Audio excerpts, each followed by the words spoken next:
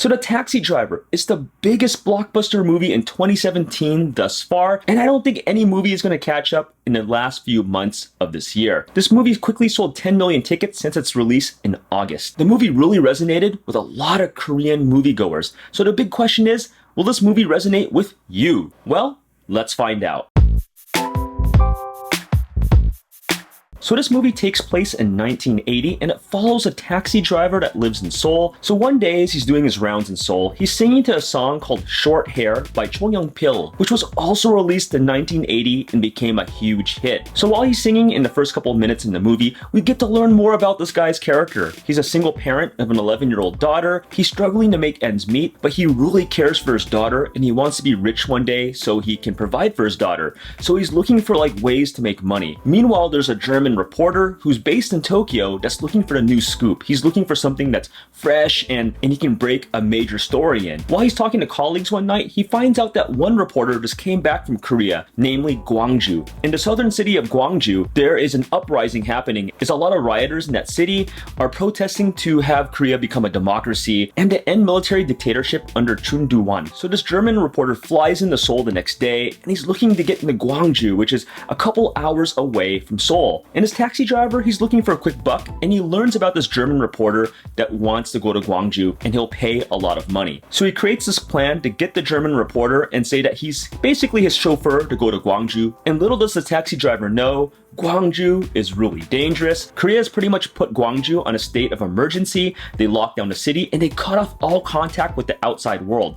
But the German reporter knows there's a scoop to be had. This would later be known as the Gwangju Uprising. So the taxi driver makes another plan to sneak the German reporter inside the city of Gwangju. But once they get inside the city, they are shocked and appalled to see what is going on. And thus starts the story of A Taxi Driver. Now for starters, this movie is based off the 1980 Gwangju Uprising or Gwangju Democratic Movement, and this is a really touchy issue because for some time the government wanted to keep this incident under wraps. They didn't want the world to know that there's problems in Korea, that the people are going against military dictatorship, and that the citizens wanted democracy. For some of you guys that's visited Korea, it's like a first world country, it's modernized, it's democratic. It only became democratic since around, I believe, 1992. Korea has been a military dictatorship for much of its history, and the Gwangju Uprising in 1980 was one of the turning points in Korean modern history. And the event is sometimes also referred to as May 18th, when the event actually occurred. So right away you have this event that the government tried to hide, and it definitely hit a lot of Koreans, as you guys can imagine. And when you watch this movie, you're going to see a depiction of what went down during the Gwangju Uprising, and it's not pretty. In this movie, it was actually South Korea's entry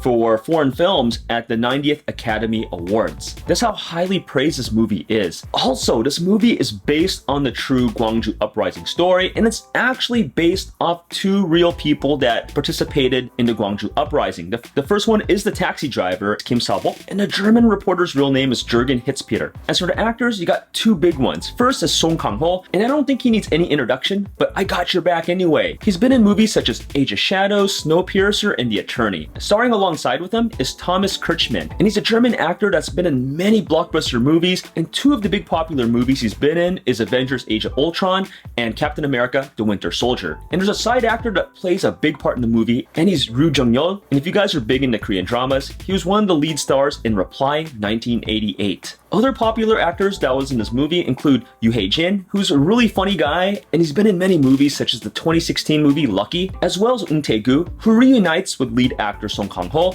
as they were both in the movie Age of Shadows. Now, you watch this movie, it definitely has a 1980s feel, and it gives people that have been to Seoul or lived through the 1980s that appreciation of how modernized that Korea came from 1980 to today in 2017. Another thing about this movie is that it's being shown in many countries. I feel like the director Jang-hoon, as well as the production company and staff, want to show this movie to the world. They want to show what the Gwangju Uprising really is. And one last thing that you'll notice is that quite a couple of people in this movie speak pretty good English. I was really impressed. Not just Thomas Kretschmann, but some of the Korean reporters in this movie will speak really good English, as well well as supporting actor Ryu Jung-yeol. Now it's time to talk about both the good and the bad. First, the good. There's a lot to like about this movie. Song Kang-ho playing the taxi driver, as well as Thomas Kretschmann playing the German reporter, I believe his name is Peter in this movie, do a great job of bouncing off one another. They have great chemistry, because Song Kang-ho is speaking in Korean pretty much the entire time, with bits of English here and there, and Thomas Kretschmann is speaking in English the entire time. So you can see this definite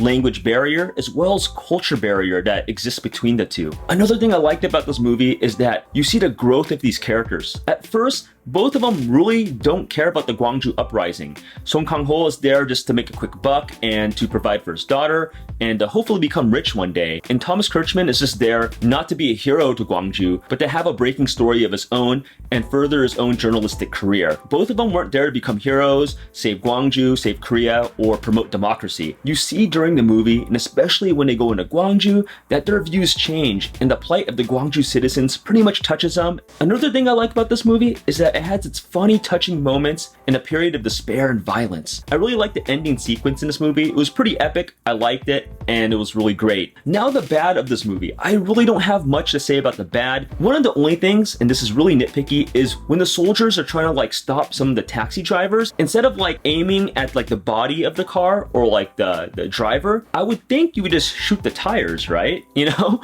But a lot of the soldiers don't do that. They just try aiming for the driver or just hit the body of the car. So I felt a little bit of common sense was kind of lacking in those moments when they could have slowed down the taxi cars or whatnot. That's really about it. So what did you guys think about our review of A Taxi Driver? Did you guys see it yet? Or do you guys want to see it? I'd love to hear your comments in the comments below. And if you guys want more Asian movie suggestions, please download our free ebook, The 108 Asian Movies to Watch, by signing up for our email list below. And with that being said, I'm off to watch another Asian movie, but I'll be back soon. So I'll see you in the next video.